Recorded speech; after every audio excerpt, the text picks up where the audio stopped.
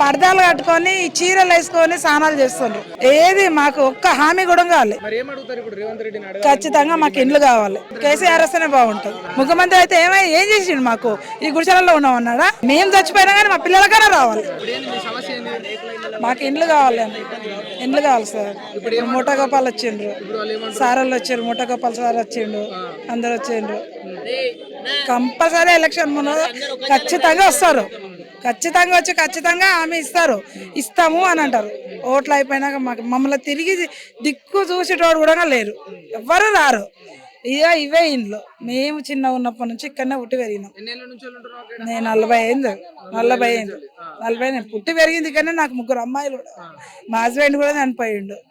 ఇక్కడనే ఉన్నాం. మా పిల్లలు ఆ పరదాలు కట్టుకొని చీరలు వేసుకొని స్నానాలు చేస్తుండ్రు. అసలు వయసు పిల్లలు, పెళ్ళిళ్ళు కావాల్సిన పిల్లలు. మేము ఎట్లా ఉంటున్నాం, ఎందుకు తింటున్నాం, ఏం పని? మాకు పనులు కూడా లేవు. ఇప్పుడు రేవంత్ రెడ్డి వచ్చినాక మాకు ఒక్క పని కూడా లేదు. అసలు రేవంత్ రెడ్డి మాకు ఏం చేస్తుండో, మాకు ఇది అసలు ఏం చేస్తుండో మాకు ఏది అందుబాటులో లేదు. మాకు ఫుడ్ లేదు, ఏది లేదు. 5 రూపాయల భోజనం అన్నది ఒకటి పెట్టిండ్రు. 5 రూపాయల భోజనము లేని వాళ్ళు తింటున్నారు, ఉన్నోళ్ళు ఊరుకుంటున్నారు, అంతే. ఖచ్చితంగా మాకైతే ఇండ్లు కావాలి. ఇప్పుడు 2 ఏళ్ళు అవుతుంది కాంగ్రెస్ వచ్చినప్పటి నుంచి ఇంతవరకు నీకేం లబ్ధి జరగలేదు? ఏది జరగాలి, ఇంతవరకు ఏది జరగాలి, ఏది మాకు ఒక్క హామీ కూడా కావాలి. ఇక్కడ ఒక్క గడపరేసి ఇక్కడ తొగింది కూడా లేదు. మీకు ఇస్తున్నాము అని. మీకు ఇల్లు లేదంటున్నారు కదా ఇప్పుడు, అంటే మీరు ఇప్పుడు రోడ్ సైడ్ గుడిసెలు వేసుకొని ఉంటున్నారు కదా, మరి ఇప్పుడు కేసీఆర్ 10 ఏళ్ళు పాలించినప్పుడు ఎప్పుడు కూడా డబుల్ బెడ్రూమ్ అప్లై చేసుకోలేదా? చేసుకున్నాము, ఇస్తా అన్నారు. అదే ఇప్పుడు మళ్ళీ ఇతను వచ్చిండు కాబట్టి మళ్ళీ తిప్పేసిర్రు. వీళ్ళు కూడా చేస్తుండ్రు. అప్లై చేసినాం, వీళ్ళకి ఇచ్చినాం. 10-12 సార్లు పోతున్నాం వస్తున్నాం. ఇస్తాము అంతవరకే. 4-3 లోపల పంపిస్తారు. ఇంకా వాళ్ళకి ఏం చెప్తారో మళ్ళా బయటకు పంపిస్తారు, అంతవరకే. అక్కడ ఇది గారొస్తుంది కానీ మా గుడిసెలు మాత్రం కనబడతలేవు సార్. గుడిసెలైనా వీటికైనా గ్యారెంటీ ఉందా? మరి గ్యారెంటీ లేదు, గ్యారెంటీ అస్సలు లేదు. ఎప్పుడు వచ్చి ఇప్పుడు ఎలక్షన్ అయిపోయినాక ఎప్పుడు వచ్చి తీసుకెళ్లేది తెలీదు. అది ఖచ్చితంగా మాకు ఇండ్లు కావాలి. ఖచ్చితంగా రేవంత్ రెడ్డి అయినా సరే, మాకు ఎవరైనా సరే ఖచ్చితంగా మాకు ఇండ్లు కావాలి, అంతే.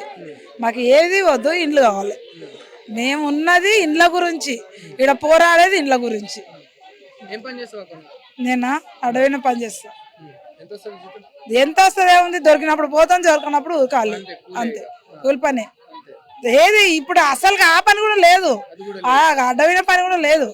అసలు అడవిన పని దొరకాలంటే వారానికి ఒక కూలి దొరికితే 3 పిల్లలు మేము పోల్చుకోనికి తిననీకే, కూరగాయలు తెచ్చుకోనికే మహా గొప్ప. అది ఇబ్బంది పడాలి. ఇంకా మేము పడుతున్నాము, వాళ్ళు పడతలేరు కదా. వాళ్ళు మంచిగానే ఉన్నారు, మేము పడుతున్నాము. వీళ్ళు వచ్చి మాకు మీకు ఇది చూపించినాము అని ఒకటి చూపిస్తే మాకు ఇస్తున్నారు కదా కొంచెం అనేది కూడా మాకు కూడా నమ్మకం ఉంటుంది. ఏ నమ్మకం లేదు మాకు, ఏ నమ్మకం అనేదే లేదు. కేసీఆర్ వస్తేనే బాగుంటుంది. కేసీఆర్ రావాలి మాకు. కేసీఆర్ వస్తేనే బాగుంటుంది. ఎందుకంటే ఇంతకు ముందు కేసీఆర్ వచ్చి కూడా మాకు మంచిగానే చేశాడు. నల్లలు అన్ని, ప్రతి ఒక్కటి, కరెంటు అన్ని చూసిండు, ప్రతిదీ ఇచ్చిండు. కానీ కేసీఆర్ మంచిది. రేవంత్ రెడ్డి మాకు అస్సలకి ఆయన ఎక్కడి నుంచి ఊరు నుంచి వచ్చిండు, ఊర్లో ఓట్ల నుంచి వచ్చిండు. మా ఓట్లు వేయలే, మేము వేయలే, అస్సలకి వేయలే. చెప్తున్నా, ఇప్పుడు ఆయన ముందు కూడా చెప్తా పిలిచి. భయపడను. ఎందుకు భయపడతా? ఎందుకు భయపడాలి? ముఖ్యమంత్రి అయితే ఆయన ఇంటికి ముఖ్యమంత్రి, మాకు ముఖ్యమంత్రిరా? ముఖ్యమంత్రి అయితే ఏం చేసిండు? మాకు ఈ గుడిసెలలో ఉన్నాం అన్నాడా? మాకు ఒక బిల్డింగ్ లా మేము అడిగేది మాకు ఇవ్వండి. మీకు ముఖ్యమంత్రి మీకు ఓట్లు వేస్తాం మేము, అంతే. భయం ఎందుకు? మేము కష్టపడి బతుకుతున్నాము. మీరు ఇంకా మా మీద కొట్టుకొని తిని బతుకుతున్నారు. మీరు మా మీద కొట్టుకొని తిని ఇంకా మేము చేసిన కష్టముల్లోకి వెళ్ళి సగం బాగా మీకు వస్తుంది, సగం బాగా మీకు వస్తుంది. కానీ మేము మాత్రం మీ తిండి మేము తింటలేము. ఒక్కరోజు వచ్చి మాకు నీళ్లు వరద ఇట్లా పోతాయి, అట్లా పోతుంటే ఒక్కరోజు వచ్చి మీరు ఎట్లా ఉన్నారు అమ్మ అని ఎవరు వలకరియలే. ఒక బియ్యం బ్యాగ్ వేసిపోలే, ఒక రైస్ బ్యాగ్, ఏది ఉప్పు కారం మాకేమి ఇవ్వలే. ఆయన వస్తే మాకు భయం అవుతుందా? రమ్మానండి, వస్తే మాట్లాడతాం. అది కూడా చెప్తున్నాం, మేము మాట్లాడతాం, భయం ఏం లేదు. దాన్ని కూడా కరెక్టే ఉన్నాం. ఉన్నానికైనా మాకు ఇండ్లు కావాలనే సానికైనా బతకనికైనా కరెక్ట్ ఉన్నాం. మాకు ఇండ్లు కావాలి. ఇప్పుడు మేము ఉన్నాము మా పిల్లలకన్నా ఆధారం కావాలి. ఇప్పుడు మేమంటే ఏదో ఇట్లా అయిపోయింది, మా పిల్లలకన్నా ఏదైనా ఆధారం చూపించాలి కదా. మేము ఆ దానికి బాధపడుతున్నాం. నమ్మకం అంటే ఒక్కసారి మాకు ఇక్కడ ఒకటి మనకు చూపించిండు అనుకో, ఏదంటే ఒక పునాది వేసి ఒక పూలదాండ వేసిండు అనుకో, అప్పుడు మాకు ఆ నమ్మకం అనేది ఉంటుంది. అట్లా నమ్మేది లేదు. ఒక్క గుడిసె ఒక్క రేకు వీకినా అప్పుడు మేము వేరే యాక్షన్ తీసుకుంటాం. ఖచ్చితంగా తీసుకుంటాం. ఖచ్చితంగా. ఒకవేళ వేరే యాక్షన్ అంటే యాక్షన్ ఎట్లాంటిది ఉంటుంది అక్క?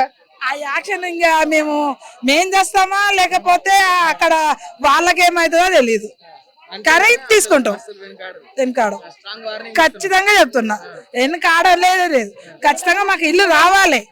ఎందుకంటే మేము చచ్చిపోయినా కానీ మా పిల్లలకైనా రావాలి. అంతవరకు మా పిల్లలనే బతకాలి.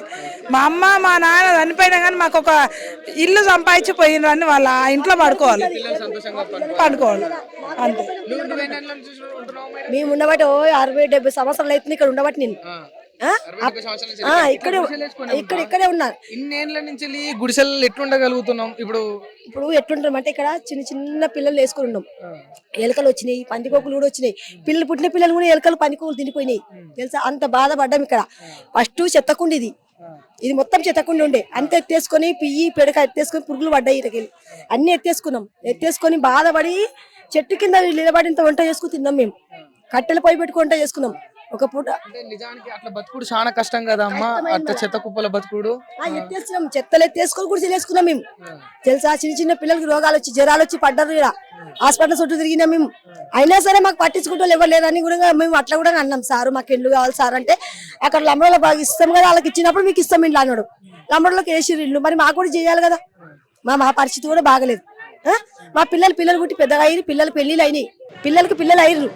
మనం చూసినా మాకు కూడా సావరికి దగ్గరికి అయించాం. మా పరిస్థితి కూడా ఏం బాగలేదు. మా చెప్పుకుంటే మాకే బాధ అనిపిస్తుంది. ఉంటామా పోతామా మాకే నమ్మకం లేదు. అంత ఏజ్ మాకు కూడా వచ్చి రోగాలు వచ్చి జ్వరాలు వచ్చి పానాలు బాగలేవు, పానాలు మంచిగా లేవు. నైనా ఇప్పుడు రేవంత్ రెడ్డి వచ్చి 2 ఏళ్ళు అవుతుందమ్మా. ఇప్పుడు 10 ఏళ్ల నుంచి కేసీఆర్ ఉన్నాడు కదా, ఇల్లు అప్పుడే వచ్చి ఉంటే బాగుండునే. మనకి ఇంత బాధ తప్పును కదా. మరి తప్పు మళ్ళీ అడిగినాం సారు. ఇన్ని ఏళ్ళ కొద్ది పెడుతున్నాం కదా, మీటింగ్లు తిరుగుతున్నాం, ఓట్లు వేస్తున్నాం. మా పిల్లలు అందరికి ఓట్లు వేస్తున్నాం, మేమందరం ఓట్లు వేస్తున్నాం. మాకు ఇల్లు ఇవ్వచ్చు కదా సార్, ఇన్ని ఏళ్ళు అవుతుందంటే ఇస్తాం అమ్మా ఇస్తాం, మీరేం బాధపడద్దు ఇస్తాం అని అన్నారు సార్లు. వాళ్ళ మాట ఎన్నుకుంటూ వస్తున్నాం మేము. ఇంతవరకు ఓట్లు అందరం వేస్తున్నాం కదా, ఎవరికి ఇండ్లు ఎవరు ఇస్తుంటే వాళ్ళకి వేస్తున్నాం ఓట్లు మేము. కానీ నమ్మిన మేము కానీ నమ్మకుండా, గవర్నమెంట్ నమ్మకుండా ఉండలే మేము. ఇంతవరకు మాకేమేం చేసిండు, కరెంట్ ఇచ్చిండు, మీటర్ ఇచ్చిండు, నల్ల పిరి ఇచ్చిండు, నల్ల రూపాయి నల్ల ఇచ్చిండు, అబద్ధం ఆడద్దు. మళ్ళీ పింఛన్ కూడా ఇచ్చిండు మాకు, మాకు పింఛన్ చేసిండు, అన్ని చేసిండు ఆయన. మాకేం తక్కువ చేయలేదు. కానీ ఇల్లు ఒక్కటి తక్కువ చేసిండు మాకు. ఇల్లు ఒకటి ఇస్తే మాకు అయిపోతుంది, మేము ఏది అడగం. ఇంకా రేవంత్ రెడ్డి మరి ఇల్లు ఇస్తాడు అనుకుంటున్నాం. మరి ఇప్పుడు కొత్తగా వచ్చిన రేవంత్ రెడ్డి, అవును ఆయన మేలు చేయాలి. ఇప్పుడు మాకు ఇన్నేళ్ళ కొద్ది కేసీఆర్ మీద ఆధారపడ్డాం. కరెక్ట్ చెప్తున్నా, కేసీఆర్ మీద ఆధారపడితే కేసీఆర్ చేసిన సాయం చేసిండు, వేసిండు. మళ్ళీ ఈయన వచ్చి ఏం చేసిండు, రేవంత్ రెడ్డి వచ్చి ఏమంటుండంటే అమ్మ కరెంటు బిల్ తక్కువ చేసిండు, అబద్ధం ఆడద్దు, కరెంటు బిల్ తక్కువ చేసిండు. ఒకటి ఏంది అది ఎవరెవరికో అవి పైసలు తక్కువ చేసిండు అన్నారు కదా ఊళ్ళలో, వాళ్ళకి చేసిండు. మాకు అవన్నీ లేవు. ఇంకా ఒకటి చేసిండు, కరెంటు బిల్ నాకు తక్కువ చేసిండు. నాకు కూడా 0 బిల్లు ఇచ్చింది. మళ్ళీ మా వాళ్ళకి వచ్చింది, అందరికి వచ్చింది, కొంతమంది రాలేవు 0 బిల్లు. మరి ఆయన చేస్తాడని నమ్మకం ఏంటంటే, ఆయన మాకేదో గురీపు ఇల్లు ఇస్తాం, మేము డబుల్ బెడ్రూమ్ మేము ఇస్తాం అమ్మని ఆయన హామీని చేసినట్టుగా దేవుని మనసుతోటి ఆయన ఎప్పుడైతే ఒప్పుకున్నాడో, ఆయన ఒప్పుకున్నాడు. చర్చి కూడా వచ్చిండు ఆయన, ఇదే కల్వ టెంపుల్కి వచ్చిండు. కల్వ టెంపుల్ నేను అక్కడ సత్యసాయి గారితో మాట్లాడాను. మేము అక్కడ పని చేస్తాం, మేము ఉన్నమాట అంటున్నా. అక్కడ నేను పని చేస్తా, ఊడిచి చేసి యూనిఫామ్ కట్టుకొని పని చేస్తా అక్కడ నేను చర్చిలో. అక్కడ చేయబట్టి 6-7 సంవత్సరాలు అవుతుంది నేను చేయబట్టి. అక్కడ అన్ని సంవత్సరాల కొద్దీ ఆయన కూడా అన్నాడు, మాకు ఇక్కడ మంచిగా గెలిపిస్తే మేము లేని వాళ్ళకి మీరు సాయం చేస్తాను అన్న ఒప్పుకున్నాడు. ఎవరు సత్యసాయి గారు, ఆయననే రేవంత్ రెడ్డి చేస్తానన్నాడు. తప్పకుండా చేస్తా, బీద వాళ్ళకి అందరు సాయం చేస్తా, ఇండ్లు ఇస్తా, వాళ్ళ పరిస్థితి నేను పట్టించుకుంటా అన్నాడు. మాకెంతో సంతోషం అనిపించింది. అప్పుడే మేము అందరం కలిసి ప్రార్థన చేసినాం, అదిగా ఈయన గెలవాలి, ఈసారి ఈయన గెలిచిననుకో మాకు చేస్తాడని నమ్మినాం. కానీ ఆ నమ్మకంతో చేసినాం. ఆయన గెలవాలన్నాం, గెలిచిండు, ఓట్లలో గెలిచిండు. ఇప్పుడు మాకు సాయం చేయాలి ఆయన, మరి మాకు ఇండ్లు ఇవ్వాలి. ఇండ్లు ఇవ్వకపోతే దేవుని మాట ఆయనకు దేవుడు కూడా ప్రేమించడు. దేవుడు అంటే గొప్ప దేవుడు, అందరికన్నా మించిన గొప్ప ఆయన. దేవుడు ప్రేమ ఏమించాడంటే ఇంకా ఒక మాట ఏమంటాడు, ఇప్పుడు నీ మాట నేను వింటేనే నాకు అంగీకరిస్తావు, నీ మాట నేను వినకపోతే నువ్వు అంగీకరిస్తావా? మాటనే దేవుడు ఇచ్చిన మాట కూడా అదే. నువ్వు పేద ప్రజలకు నీ సాయం చేస్తున్నా అన్నావా? ఆమెను ఇచ్చినావు కదా, ఆమెని ప్రకారం చేయాలి. నువ్వు ఆమెను ఇచ్చినావు, దేవునికి ఇచ్చినట్టు మాకు కాదు నువ్వు మాట ఇచ్చింది దేవునికి ఇచ్చినావు. సో చిత్తశుద్ధితో ఉండాలి అంటే అవును, ఉండాలి, ఇయ్యాలి. మాట ఇచ్చినవా ప్రజలు పట్టించుకో వాళ్ళకి సాయం చేయి. తర్వాత వాళ్ళకి నీకు సాయం చేసాక అమ్మ నాకు ఓటేయని అడుగు, వేస్తారు, నిన్ను గెలిపిస్తారు. నువ్వు ఏ మాట ఇక్కడ రమ్మా అక్కడ రమ్మా మీటింగ్లు ఉన్నాయంటే కూడా వస్తాం మేము, వెనుకకు పోము.